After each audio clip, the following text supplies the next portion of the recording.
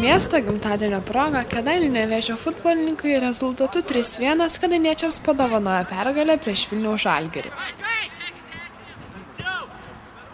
Pirmus 2 įvarčius Nevėžio futbolininkai priešininkų vartus įspyrė dar pirmosiomis žaidimo minutėmis, o trečiąjį antro kėlinio pabaigoje. Vilniaus Žalgirio komanda, nors ir palaikoma didelio sirgalių būrio, futbolo aikštėje negalėjo prilygti kėdainiečiams.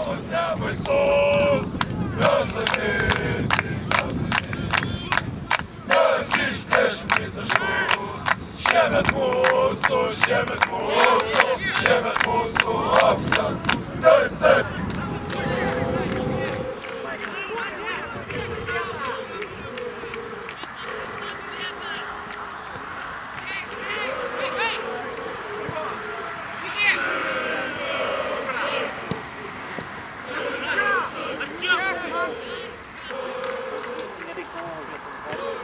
Jonavos mieste vyksta rungtynės Šilutė ir Lietava Jonavos. Po pirmo kėlinio Šilutė laimė 1-0.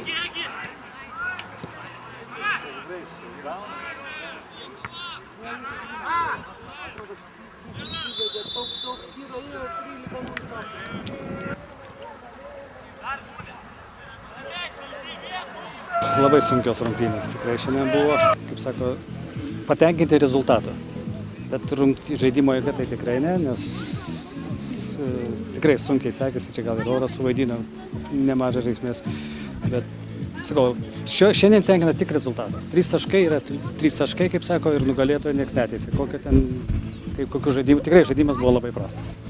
Vilniečiai ką, jie prarado ten keli žaidėjus savo pagrindinius, tačiau jie jaunimu pasipildė ir ambicingas jaunimas, kaip matėte aikštelėj, tikrai mūsų žmonėms tikrai davė rimtą kovą ir, sakau, aš tikrai džiaugiamės 3 taškais. Ne žaidimu, bet taškais. 2 Juknevičius pelnė, taip, ir 1 įmušė Zakarauskas Darius, kaip tik jis pagaliau ir įmušė mūsų Darius įvartį, nes jis jau 3 ratas ir daug muša į vartus ir niekaip negali mušti. Tai šiandien kaip tik dar prieš rungtynę sakau, Dariau, laikas tau jau būtų ir pačiam atsižymėti, tiesiog pirmomis minutėmis, kaip sako, tiesiai kaip į ausį jam pataikiau.